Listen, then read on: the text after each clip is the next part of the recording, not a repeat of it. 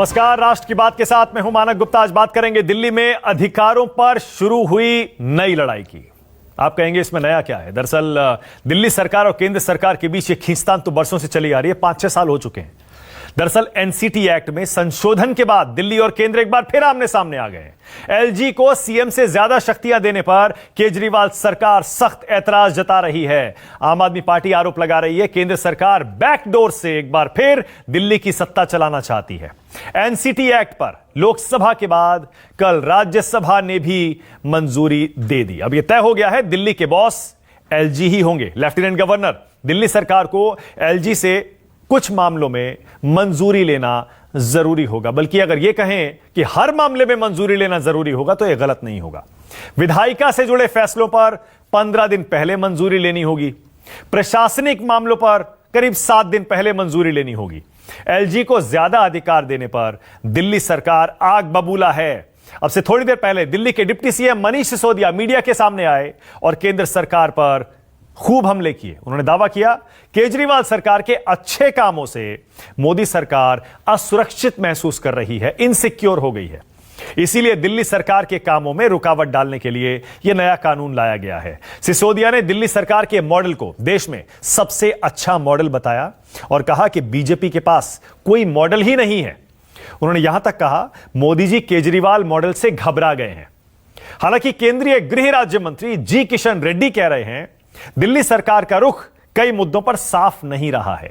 अधिकारों से जुड़े कुछ मामले अदालतों में चल भी रहे हैं।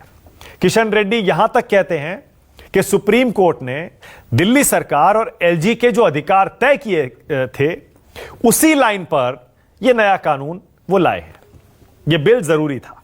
यानी अधिकारों के लिए दिल्ली में एक बार फिर से सियासी खींचतान शुरू हो गई है। और इसीलिए राष्ट्र की बात में हमारा आज का सवाल यही है, केंद्र ने क्यों घटाई केजरीवाल सरकार की ताकत?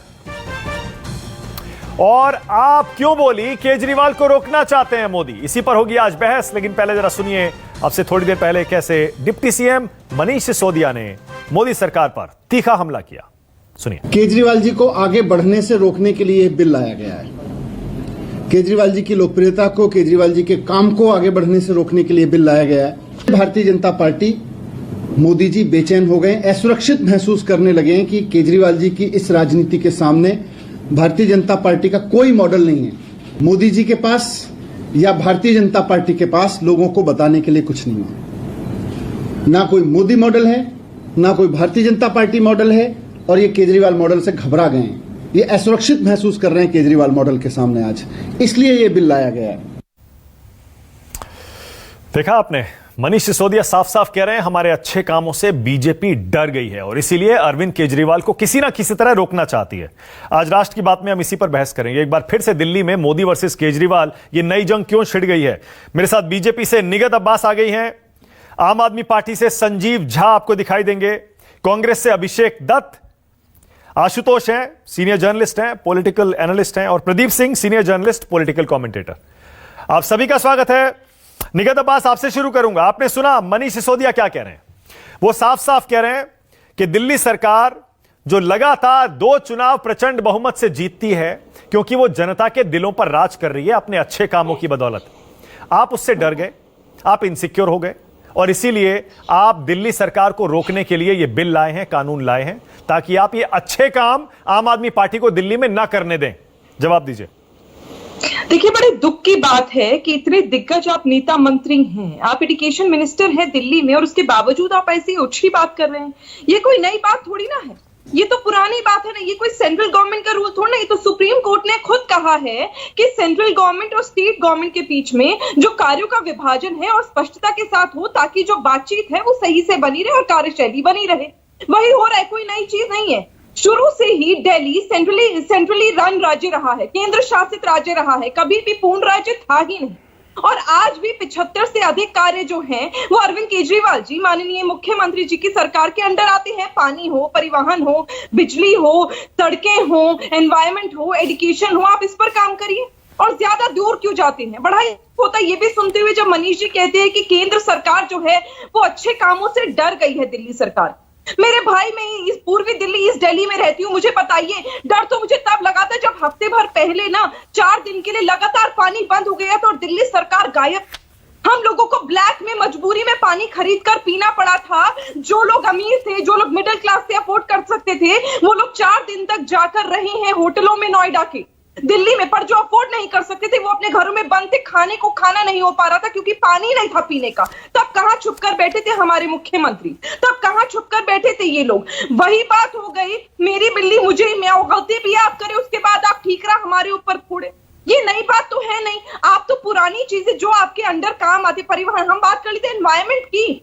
अरे किसको नहीं पता कि आज की तारीख में पूरे विश्व में दिल्ली पहले दर्जे पर आने लगा है। निगत एक सेकंड, प्रदूषण होता है और आपने काम नहीं करा। जो काम आपके अंडर आता है आप उसको तो सही कर लीजिए। कैसे दिल्ली गंदी और गलीच हवा से जूझ रही थी, आपने सर्दियों में सोचा नहीं। अरे निगत एक सेकंड, निगत अब्बास 1 सेकंड। ओके, अब मुझे रोकना पड़ेगा, आपने अपनी पूरी बात कही। निगत, मैं तो ये कह रहा हूं, आप कह रहे हैं कि सुप्रीम कोर्ट ने जो आदेश दिया था बिल्कुल आपने वही किया है। कैसे किया है?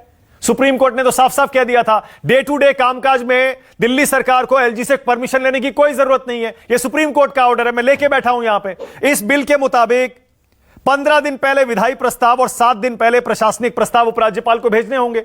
यानी सीधे सीधे आपने सुप्रीम कोर्ट का फैसला बदला है। मानिए बदला है और बताइए क्यों बदला है। मानक जी बेहद जरूरी है, मैं उसी लाइन पर आ रही हूं। जब हमारे जो दिग्गज मंत्री हैं वो ये बात कहते हैं, सिसोदिया साहब, कि दिल्ली को केंद्र सरकार को डर लग रहा है दिल्ली सरकार से, तो मेरा आप सवाल ये है कि जब आप डर की बात करते हैं तो डर तो ये भी लगना चाहिए। मैं तो कह रही हूँ बिल्कुल सही है, और सही इसलिए है क्योंकि डर तो दिल्ली की जनता को लगता है ना, जब पूरे देश में आयुष्मान भारत 5 लाख का मुफ्त इलाज सरकारी अस्पताल में मिल जाता है और दिल्ली सरकार डर कर दिल्ली में उसे रोक देती है, लोगों को वंचित रखती है। लोगों को वंचित रखती है प्रधानमंत्री आवास योजना से, लोगों को वंचित रखती है उनके सभी अधिकार जो बाकी प्रदेशों में मिलते हैं और दिल्ली में नहीं मिलते क्योंकि दिल्ली के मुख्यमंत्री डरते हैं। और यहाँ वो ये कह रहे हैं कि हम डर रहे हैं। अरे ये तो होना जायज है ना, क्योंकि जब दिल्ली के मुख्यमंत्री दिल्ली की जनता के साथ सौतेला व्यवहार करेंगे तो केंद्र सरकार को इंटरवीन कर ऐसा काम, ऐसे कार्यशाली करनी पड़ेगी ताकि जनता वंचित ना रहे, ताकि जनता को उसका अधिकार, उसका हक मिले। निगत एक सेकंड, निगत अब्बास, निगत 1 सेकंड, ऊपर अत्याचार निगत 1 सेकंड, एक सेकंड रुकिए ना, एक सेकंड सुनिए तो सही। आपको भी पता है ना एक के बाद एक 2 चुनाव आम आदमी पार्टी ने किस बहुमत से जीते हैं, जो शायद हिंदुस्तान के इतिहास में किसी और राज्य में कभी नहीं हुआ। एक के बाद एक 2 चुनाव, पता है ना आपको। यानी दिल्ली की जनता ने नहीं एक सेकंड, नहीं देखिए, जनादेश है। एक मिनट निगत, एक सेकंड, जनादेश है। पिछले 6 साल से भारतीय जनता पार्टी का हर एक प्रवक्ता पूछ रहा है कि आयुष्मान भारत दिल्ली में क्यों बंद करा, क्यों चलती है आप लोगों की? ओके, यानी कि आपका ये स्टैंड है, आपका यही स्टैंड है। इसका मतलब आप आयुष्मान भारत दिल्ली में लागू करवाने के लिए ये एक्ट में संशोधन लेके आए हैं। आप आयुष्मान भारत दिल्ली में लागू करवाने के लिए ये एक्ट में संशोधन लेकर आए हैं, ये स्टैंड है आपका। वन ऑफ द रीजंस है ना, ये लागू होगा। ये लोग नहीं चाहते जो दिल्ली के ऊपर अत्याचार कर रहे हैं, दिल्ली की जनता के ऊपर अत्याचार कर रहे हैं, उनसे उनका हक अधिकार छीन रहे हैं। आज अगर केंद्र सरकार कर रही है तो इससे बेहतरीन फैसला नहीं हो सकता। नहीं, मैं ये कह रहा हूं, जनादेश अगर आम आदमी पार्टी के साथ है, दिल्ली विधानसभा जिसमें प्रचंड बहुमत एक बार फिर आम आदमी पार्टी को है, उसके फैसले बदलने के लिए सुप्रीम कोर्ट का फैसला आप क्यों पलट रहे हैं? सिर्फ एक आयुष्मान के लिए क्या? देखिए मानक जी, आपकी बात सराखों पर। आपने बिल्कुल सही कहा कि सुप्रीम कोर्ट का फैसला क्यों बदल रहे हैं। हम तो नहीं बदलना चाहते, हम तो यही चाहते हैं कि दिल्ली की सरकार में और केंद्र सरकार में तालमेल इस प्रकार रहे कि जनता को उसका अधिकार मिलता रहे, ये जनता को अधिकार देते रहें, जनता को उनकी कार्यशैली में डालते रहें। जो ऐसा कौन सा फैसला दिल्ली सरकार ने किया, मुझे बताइए। एक मिनट ओके, निगत एक सेकंड। आप बड़ी तेज तर्रार प्रवक्ता हैं, फायरी डिबेटर हैं, मुझे पता है, लेकिन मैं पॉइंट पे रहता हूं, फैक्ट पे। मैंने बताया ना 15 दिन पहले विधायी प्रस्ताव और 7 दिन पहले प्रशासनिक प्रस्ताव उपराज्यपाल को भेजना होगा। यह इस बिल के कानून बनने के बाद अब यह तय हो गया है। यानी अब सरकार के पास हार्डली कोई पावर है, कोई पावर नहीं रहेगी। यानी एलजी साहब दिल्ली के बॉस हैं, दिल्ली सरकार का मतलब एक तरह से एलजी हो गया, उपराज्यपाल हो गया। अगर उपराज्यपाल साहब दिल्ली के किसी भी फैसले से, सरकार के किसी भी फैसले से संतुष्ट नहीं है, वो उसे वापस भेज सकते हैं, वो उसे खारिज कर सकते हैं। और अगर मान लीजिए कहीं टकराव हो जाता है तो उपराज्यपाल उसे राष्ट्रपति के पास भेज देंगे। विधानसभा या फिर उसकी कोई भी समिति एलजी के फैसले पर जांच तक बैठाने का अधिकार नहीं रखती है। आपने दिल्ली सरकार के सारे अधिकार, विधानसभा के सारे अधिकार लेकर एक एलजी को दे दिए हैं जो अपॉइंटेड हैं। चुनाव का क्या मतलब रह गया? फिर सुप्रीम कोर्ट के फैसले का क्या मतलब रह गया? मानक जी, मैंने अभी जैसे कहा 75 से अधिक फैसले अभी भी जो कार्यशैली है वो अभी भी अरविंद केजरीवाल जी के अंडर है। वो काम करे ना, मैं तो कह रही हूं आप गलत साबित कर दीजिए। नहीं, एक सेकेंड, एक सेकेंड, आप बदल गया ना सब, अब सब बदल गया है। संजीव मुझे करेक्ट करिएगा अगर मैं गलत हूं तो, संजीव झा, अब तो सब बदल गया ना। अब तो जो पहले आप काम कर रहे थे, दिल्ली सरकार जो भी काम कर रही थी, अब तो एक एक काम के लिए परमिशन लेना पड़ेगा ना, यही है ना नया कानून? देखिए, मैं तीसरी बार विधायक हूं और तीसरी बार मैंडेट के साथ दिल्ली की जनता ने, मुझे अपनी विधान जनता ने चुना है। मुझे लगता है कि भाजपा के लोगों को ना तो जनता के जनादेश का सम्मान है, ना संविधान का सम्मान है, ना सुप्रीम कोर्ट के निर्णय का सम्मान है। आपने बिल्कुल ठीक कहा कि सुप्रीम कोर्ट ने क्लियरली कह दिया था कि डे टू डे जो वर्क है उसमें कोई एलजी का इंटरवेंशन नहीं होगा। आपने इस बिल के जरिए सारे अधिकार ना केवल दिल्ली सरकार के बल्कि दिल्ली के सदन के भी अधिकार को आपने छीन लिया। तो मुझे यह लगता है कि देखिए, मसला ये पॉलिटिकल है। इनको डर है, जिस तरह से केजरीवाल जी की पॉपुलैरिटी बढ़ रही है, जिस तरह से दिल्ली में जो 5 साल के काम हुए केजरीवाल मॉडल जो इजाद हुआ, उस मॉडल की प्रशंसा पूरे देश में हो रही है। आपने देखा जिस तरह से गुजरात मॉडल की टाइम टाइम फिक्स हो गया, कोई मोदी मॉडल की बात तो नहीं कर रहा है। मैं सूरत गया था, सूरत के प्रचार में गया था, लोग कह रहे थे मैं ताप्ती नदी के किनारे हूं लेकिन मुझे पानी महंगा लेना पड़ रहा है। हम बिजली पैदा कर रहे हैं लेकिन बिजली हमें महंगा मिल रहा है। दिल्ली में दिल्ली की अपनी बिजली नहीं है कि बिजली लोगों को मुफ्त मिल रहा है, पानी लोगों को मुफ्त मिल रहा है। स्कूल्स में खूब काम किए, हॉस्पिटल्स, मोहल्ला क्लिनिक में खूब काम हुए। तो दिल्ली में जो काम हुए, इन काम के डर से इस तरह का बिल लाया गया। देखिए, आप सामने से लड़के हराओ ना मुझे, या हमसे अच्छा काम करके दिखाओ। अरे दिल्ली की जनता ने, आप अभी ये आयुष्मान भारत चिल्ला रही हैं, इन्होंने खूब चुनाव में कहा था, लेकिन दिल्ली की जनता ने कहा कि नहीं, हमें दिल्ली में जो स्वास्थ्य सुविधा मिल रहा है वो बेहतर सुविधा है। अगर ये इतना ही बढ़िया होता दिल्ली की जनता इनको वोट करती। तो आप जो मुद्दे लेकर दिल्ली विधानसभा चुनाव में आए थे, दिल्ली की जनता ने दरकिनार कर दिया था। तो अगर आप चुनाव हार गए तो फिर पिछले दरबारी सत्ता छीनने की कोशिश है। लेकिन आप शायद भूल रहे हैं कि हम लोग आंदोलन से आए हुए लोग हैं, हम नींद हराम करने वाले लोग हैं, शांति से बैठने वाले नहीं हैं। तो इस तरह से आप केजरीवाल जी की पॉपुलैरिटी को खत्म नहीं कर सकते।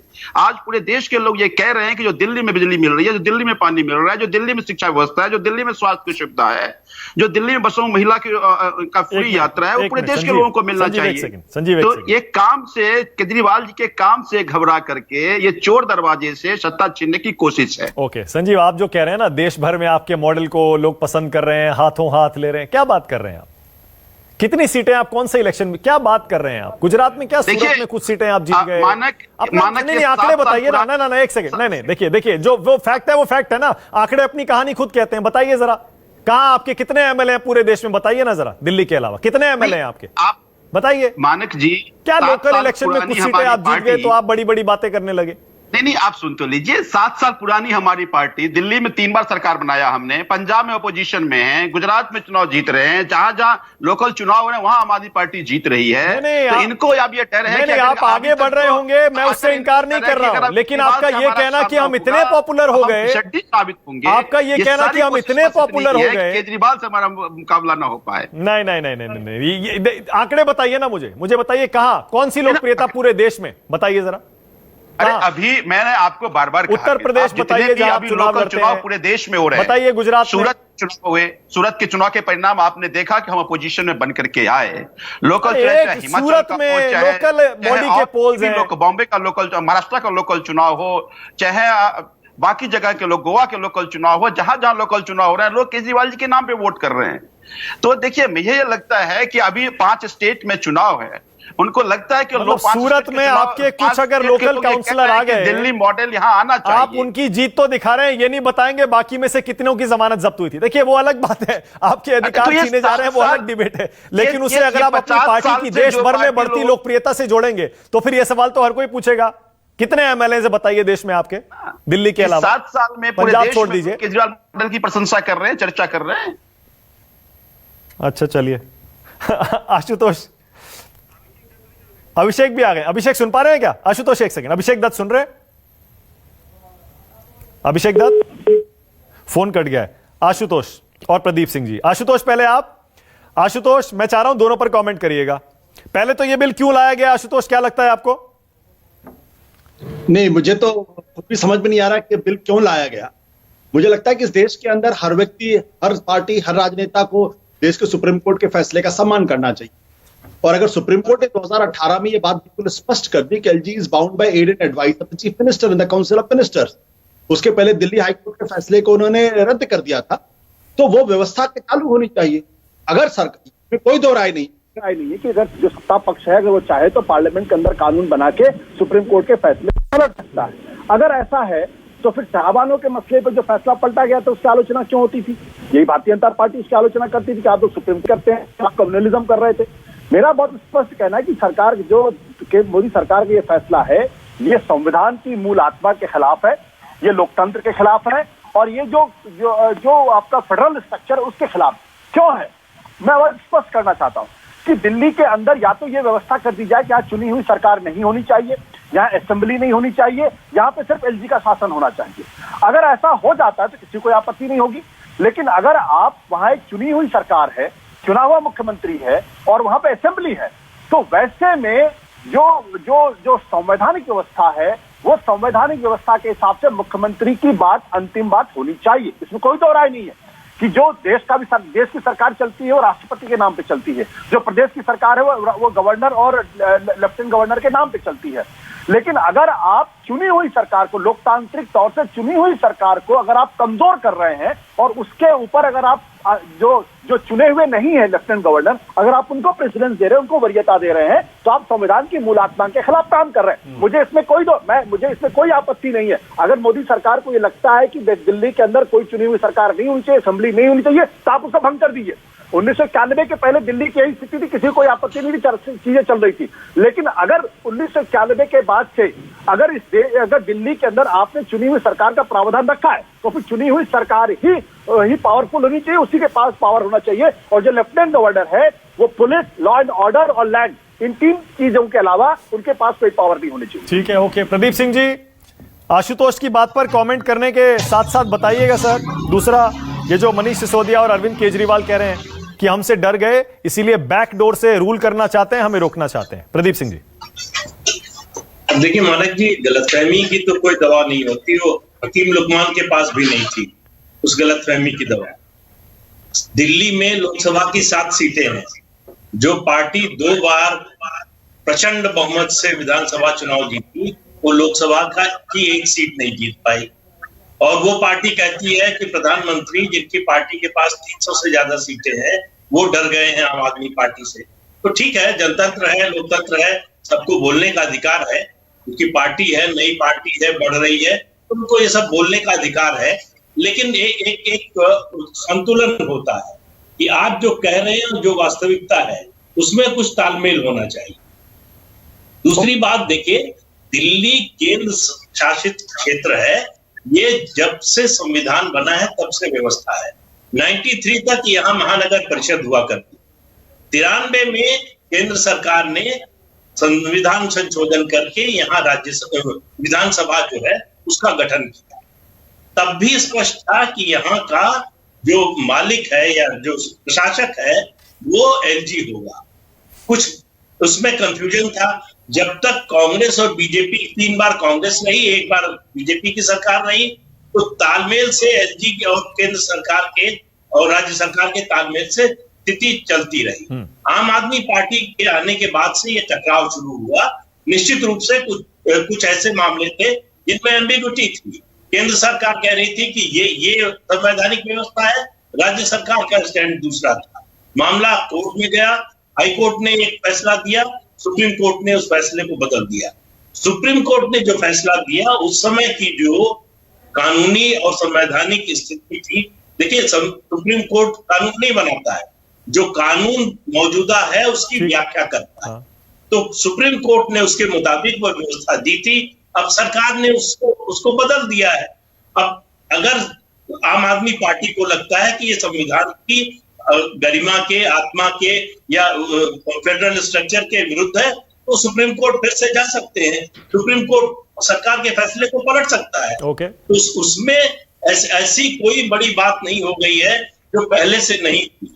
ये ठीक है कि जो चुनी हुई सरकार है उसको पूरा काम करने का अधिकार होना चाहिए। लेकिन चुनी हुई सरकार को यह भी याद रखना चाहिए, ये फुल फ्लेज स्टेट नहीं है। इसके पास पहले से ही पुलिस नहीं है, लैंड ऑफ बिल्डिंग नहीं है। तो जब इतने सीमित अधिकार वाली विधानसभा दी गई है तो उसकी सीमाएं कुछ सोच समझकर तय की गई हैं संविधान में। तो लेकिन अगर उसके बावजूद उनको ऐतराज है तो सुप्रीम कोर्ट का दरवाजा तो खुला ही हुआ है। ठीक है, लेकिन प्रदीप जी आप बच गए उस सवाल से। मैं ये पूछ रहा था, क्या जैसे आशुतोष ने क्लियरली कहा कि चुनी हुई सरकार का क्या मतलब है अगर आपने एलजी को बॉस बना दिया, तो मैं उस पर आपकी राय चाह रहा हूं। क्या वाकई आपको भी लगता है इस बिल की, इस कानून की जरूरत थी? नहीं, ऐसा है कि मैं आशुतोष जी की इस बात से सहमत हूं, ये तो मैं कह रहा हूं। लेकिन सहमत होते हुए जो इस राज्य में, दिल्ली में राज कर रहे हैं, उनको ये भी पता होना चाहिए कि इस राज्य की सरकार की सीमाएं हैं, वो दूसरी राज्य सरकारों की तरह नहीं है, उस तरह के अधिकार नहीं है। लेकिन मेरा मानना है कि जिस तरह का झगड़ा हो रहा है, जो आशुतोष जी कह रहे थे, मैं भी इससे सहमत हूं कि इस विधानसभा को खत्म कर देना चाहिए।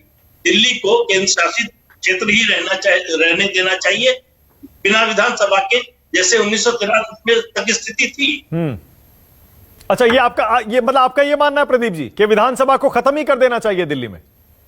नहीं, अगर देखिए जो स्थिति है, या तो जो अभी व्यवस्था है उसके अनुसार अब ये चलेगा, ये मानकर चलना पड़ेगा। जो भी चुनकर आएगा, आज आम आदमी पार्टी है, कल कोई और पार्टी आ सकती है, उसको ये मानकर चलना पड़ेगा कि उसको फुल फ्लेज्ड स्टेट जैसे अधिकार नहीं मिल सकते। ठीक है, उसके अधिकार सीमित ही होंगे।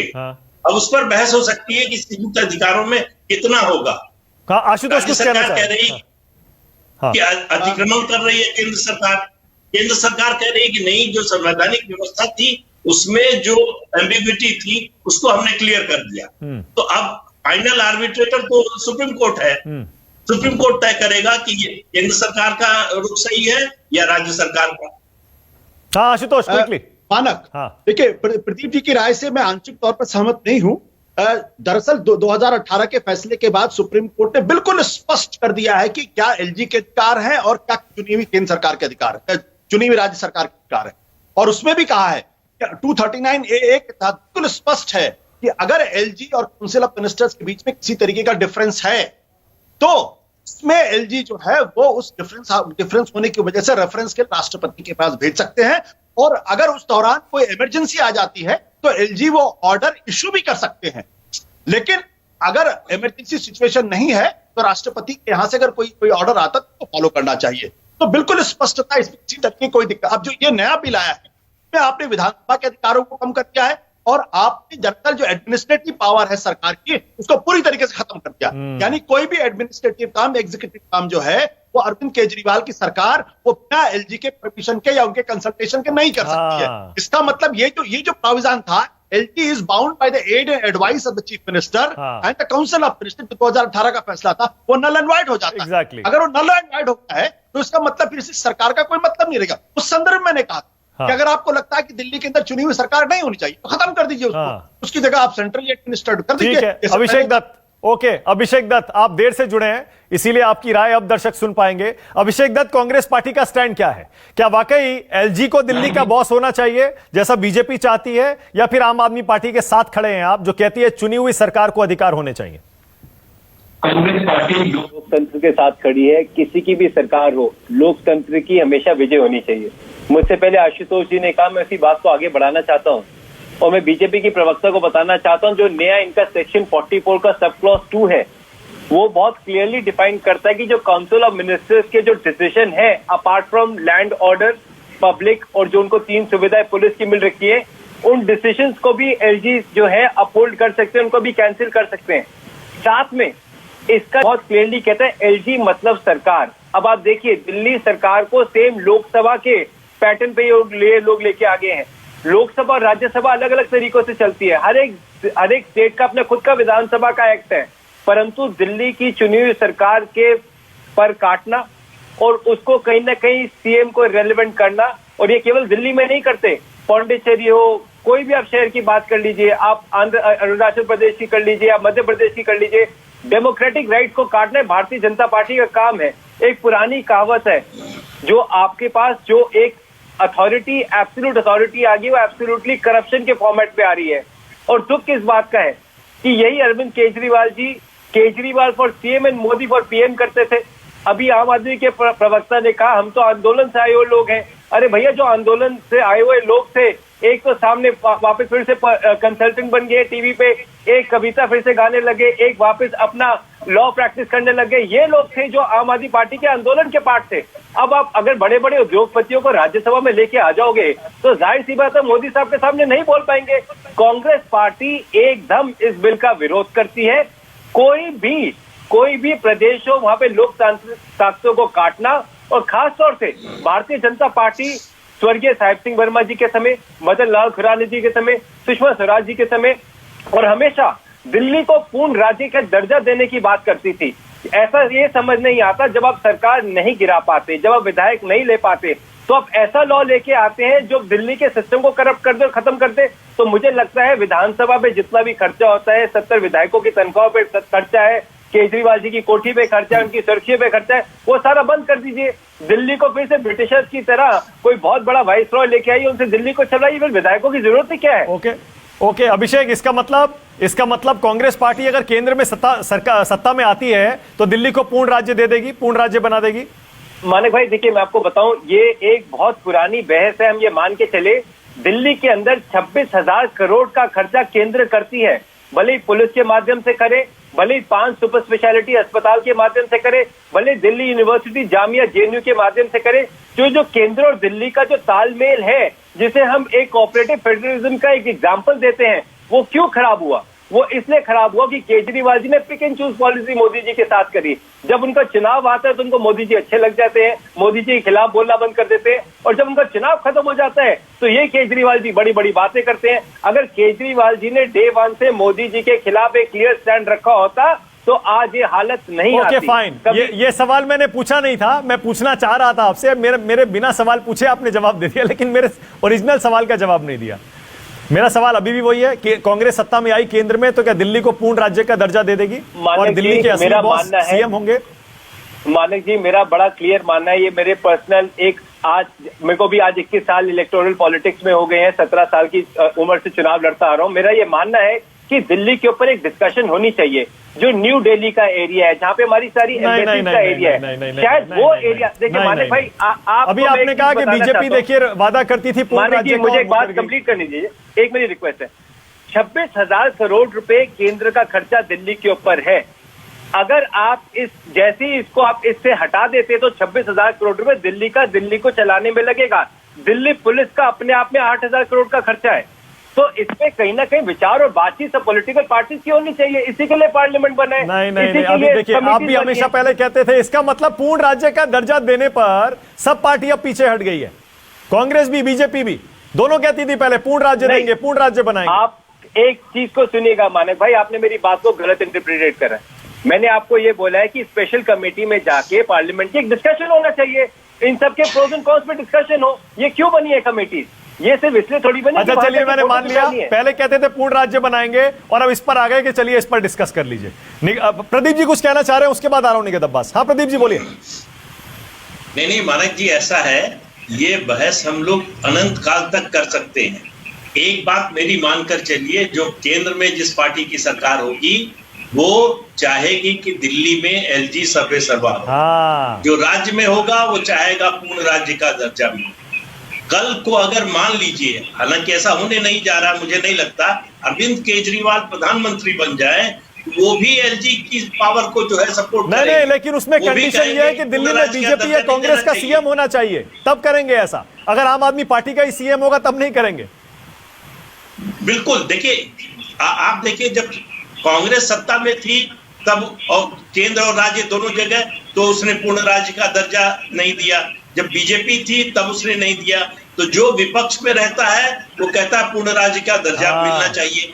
केंद्र और राज्य में अलग अलग सरकार हो तो राज्य सरकार कहती है पूर्ण राज्य का दर्जा मिलना चाहिए। तो ये कोरी भाषणबाजी है। जो सत्ता में है वो, मैं आशुतोष जी की पहली बात से सहमत हूं कि जो चुनी हुई सरकार है उसके अधिकार के बारे में फिर से सोचना चाहिए कि उसको कितना अधिकार मिलना चाहिए, केंद्र का कितना उसमें हस्तक्षेप होना चाहिए। ठीक है निगत अब्बास, सीधे सीधे कहिए ना कि जब तक बीजेपी और कांग्रेस दिल्ली और केंद्र में रहते थे तब तक कोई झगड़ा नहीं हुआ। सीधे सीधे कहिए ना कि जब से आम आदमी पार्टी आई है, जिसे आप हमेशा अराजकता वाली पार्टी कहते हैं, उसके बाद ये सब झगड़ा शुरू हुआ है। कहिए ना, अराजकता पार्टी को कंट्रोल करने के लिए बिल जरूरी है। मेरी बात सुनिए मानक जी, जग जाहिर हो चुका है कि कांग्रेस की तो कोई साख नहीं है, ना ही केंद्र में, ना ही दिल्ली में, ना ही किसी और राज्य में। ये थाली का बैगन बन चुके हैं, कभी इस तरफ तो कभी उस तरफ जाते हैं। आ जाते हैं आम आदमी पार्टी के बाद, ये बार बार बोल रही है कि दिल्ली सरकार से डर रही है केंद्र सरकार, बार बार बोल रही है कि अंतिम जो राय होनी चाहिए वो दिल्ली के मुख्यमंत्री यानी अरविंद केजरीवाल की होनी चाहिए। भाई 5 साल तो दिए थे ना, कहा था कि अंतिम राय मुख्यमंत्री की होनी चाहिए, आप ही की सुनी जा रही थी। फिर मैं जानना चाहती हूँ, मुझे बताएं मेरे भाई संजीव कि 26,000 करोड़ के एमसीडी का घोटाला काहे कर दिया आप लोगों ने? आप लोगों ने ये नहीं सोचा कि दिल्ली की जनता, जितने एमसीडी के कर्मचारी हैं, जिन्हें हमने कोरोना वॉरियर्स का नाम दिया, मानक जी मुझसे ज्यादा, मुझसे बेहतर गवाह आप हैं, चाहे वो अध्यापक हो, चाहे वो डॉक्टर्स हो, चाहे वो सफाई कर्मचारी हो, हम उन्हें सल्यूट करते थे और इन लोगों ने उनके पैसे अपनी जेबों में भर लिए और उस जेब को भर बैठे हुए हैं। आज ये लोग इस बारे में बात ही नहीं करते। मैं तो कह रही हूँ जो काम आपको दिए गए थे पहले उस पे तो आप सफाई से उतर जाते। अगर उतर जाते और आज संजीव जी कहते ना कि नहीं हमारा हक छीना जा रहा है, तो मैं आपकी बात का समर्थन करते, क्योंकि सही कहा है, लोकतांत्रिक हक प्रदेश में, हर प्रदेश में और हिंदुस्तान की जनता को मिलना चाहिए। जनता का हक आपने छीना, लोकतांत्रिक हक आपने छीना, जनता को आपने रुलाया। जाइए ना किसी एमसीडी के कर्मचारी के घर पर, बच्चे बिलख रहे हैं, रो रहे हैं और इन लोगों ने सोचा नहीं तो काहे का हक मांग रहे हैं। अरे निगत सुनिए ना, मांगिएगा जब जनता को उनका अधिकार। ओके निगत सुनिए ना, मेरी बात तो सुनिए। और 26,000 करोड़ का घोटाला। अच्छा मेरी बात तो सुनिए, मैं तो ये कह रहा हूं अगर जनता को इतना दुख पहुंचाया होता आम आदमी पार्टी की सरकार ने, अरविंद केजरीवाल ने, अरे तो बार बार जिताते थोड़ी जनता, इतने प्रचंड बहुमत से नहीं जिताती वो तो जनता की। नहीं एक मिनट सुनिए, एक सेकंड सुनिए ना, मेरी बात सुनिए, पूरी बात सुनिए पहले। जी। मेरा पॉइंट बड़ा सिंपल है, मैं ये कह रहा हूं जनता और जो चुनाव है उनको अलग रख दीजिए। अभी जनता अपना फैसला सुना चुकी है, आप मत बोलिए यहां पर कि जनता परेशान है, जनता क्या चाहती है। अभी एमसीडी के जो बाइपोल हुए थे उसमें भी जनता ने अपना फैसला सुना दिया था ना, जनता को एक तरफ रख दीजिए। अब मुझे यह बताइए इस बिल की जरूरत क्यों पड़ी? जनता को हटा दीजिए, जनता ने चुन लिया। इस बिल की जरूरत क्या इसलिए पड़ी क्योंकि आपको आम आदमी पार्टी पर भरोसा नहीं है? क्या वो सिर में दर्द कर देती है दिल्ली के, एलजी के, केंद्र सरकार के, नाक में दम कर देती है, परेशान करती है, अराजकता फैलाती है? कुछ तो कहिए। नाक में दम वो हर एक व्यक्ति के, आप कह रहे जनता और सरकार को अलग करिए, कैसे कर दें? दिल्ली के सरकार, क्योंकि जनता ने सरकार चुन ली इसलिए कह रहा हूं। बिल्कुल जनता ने चुनी है, जनता ने अधिकार दिया, आपने बेवकूफ बनाया कि आप ये मुफ्त देंगे वो मुफ्त देंगे। अरे मैं तो कह रही हूँ नहीं निगत देखिए, अब चुनाव पर फैसला आप मत सुनाइए ना, चुनाव का फैसला तो आ चुका है। जनादेश को आप मत बताइए जनादेश गलत है या सही है। मानक जी देखिए, मुझे बताइए इस बिल की कानून की जरूरत क्यों पड़ी? नहीं किया जा सकता, सरकार और जनता को कभी अलग नहीं किया जा सकता। मेरा मैं अलग नहीं कर रहा हूं, मैं कह रहा हूं सरकार और जनता को। बिल्कुल आपकी बात जनादेश जरूरत है मानक जी, ये बिल्कुल सही किया है केंद्र सरकार ने, क्योंकि जब आप जनता को वंचित कर देते उनके अधिकारों से, तो हमारा फर्ज बनता है, माननीय प्रधानमंत्री का हक है और फर्ज है कि जनता का अधिकार उन तक पहुंचाए। अगर आप उसमें आड़ बनकर बैठे तो आड़ हटाना हमें आता है और यही तरीका है। नहीं मैं ये पूछ रहा था कि आपको नहीं एक मिनट, नहीं फिर से वही कह रहा हूं मैं, जनता और सरकार, जनता और पॉलिटिकल पार्टी, जनता और चुनाव, विधानसभा, उनको अलग छोड़ दीजिए ना। वो तो अलग लड़िए, आप लड़िए, 2 बार हारे हैं आप लगातार, वो जीते हैं, वो हटा दी। जनादेश आ चुका है, जनादेश पर आप अपना फैसला मत सुनाइए ना। मैं ये पूछ रहा हूं ये बिल आप क्यों लाए, क्या जरूरत पड़ी इसकी? क्या आपको भरोसा नहीं है क्या आम आदमी पार्टी पर? क्या अराजकता फैलाती है? नहीं है, बिल्कुल नहीं है मानक जी, कैसे भरोसा हो जाए ऐसी सरकार पर? ऐसी सरकार पर कैसे हम भरोसा कर लें? जो मैं इतना बड़ा एग्जाम्पल, ये कोई हफ्ते भर पुरानी बात है, मेरे घर पर पानी नहीं था, जल बोर्ड आप ही के अंडर है ना, ये तो हमारे अंडर नहीं है, तब आप कहां को बोलिए संजीव जी, ब्लैक में पानी बिक रहा था। संजीव बोलिए, संजीव और संजीव मुख्यमंत्री कहाँ थे? और संजीव पानी नहीं आया, आप लोग बहाना देते रहे, रात को आएगा सुबह आएगा, रात को आएगा सुबह आएगा और आप लोग गायब थे। ओके एक second okay all right Sanjeev एक सेकंड, संजीव सवाल भी सुन लीजिएगा।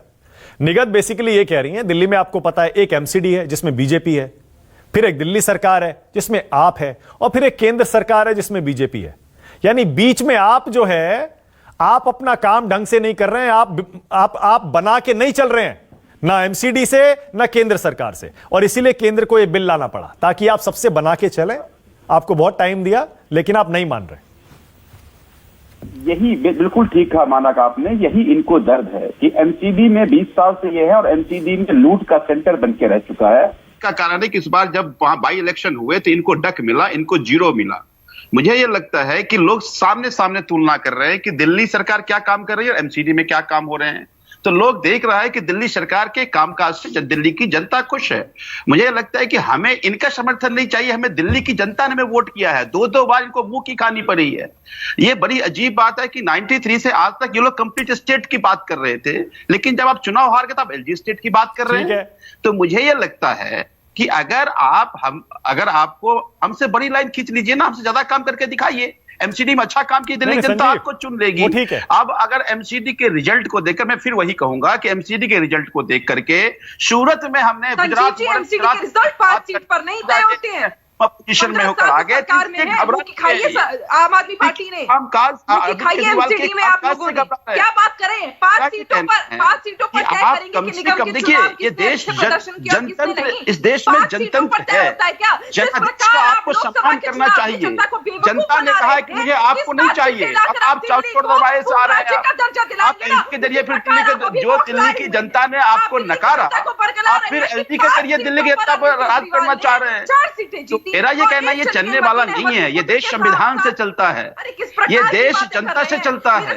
तो अगर जनता ये चाहती है कि आम आदमी पार्टी आए, दर्शक कुछ नहीं सुन पाएगा, दर्शक कुछ समझ नहीं पाएगा, नहीं दर्शक समझ पाएगा। 1 मिनट ऑडियो बंद करिए, ऑडियो बंद करिए। ना दर्शक कुछ समझ पाएगा, ना ही हमारे बाकी पैनलिस्ट कुछ समझ पाएंगे। संजीव, मेरा सवाल ये था, संजीव मैं ये पूछ रहा था, आपको तो पहले से पता था ना, जैसे प्रदीप जी ने भी याद दिलाया, दिल्ली का भी पूर्ण राज्य था नहीं। जब आपने चुनाव लड़ा तब भी दिल्ली पूर्ण राज्य नहीं था, पता है ना आपको। ऐसे में अब ये कहना कि हमारे अधिकार छीन लिए, आप पूर्ण राज्य नहीं है अभी भी, तो आपको एलजी को मानना पड़ेगा। एलजी आपके ऊपर है, एलजी हमेशा से बॉस थे। संजीव, ये इस बात को आप स्वीकार क्यों नहीं कर लेते? देखिए मानक, जब दिल्ली में सदन बना और दिल्ली 239A में क्लियरली कहा गया कि public order, land and police, ठीक है, ये तीनों सेंटर के सब्जेक्ट रहेंगे, बाकी सारे स्टेट सब्जेक्ट रहेंगे। 2018 में सुप्रीम कोर्ट ने बड़ी कैटेगरिकली कहा कि इन 3 एंट्री के सिवाय बाकी चीजें इलेक्टेड गवर्नमेंट डिसाइड करेगी, डे टू डे फैसला इलेक्टेड गवर्नमेंट लेगी। अब सुप्रीम कोर्ट के क्लियर कट डायरेक्शन के और जजमेंट के बावजूद आप चोर दरवाजे से ये सारे राइट अपने पास लेना चाह रहे हैं। आप जितनी तो इसका मतलब मैंने मान लिया, चुनाव जाके आपने किया, इसका मतलब आशुतोष बताइएगा, ये झगड़ा पहले क्यों नहीं हुआ बीजेपी और कांग्रेस में?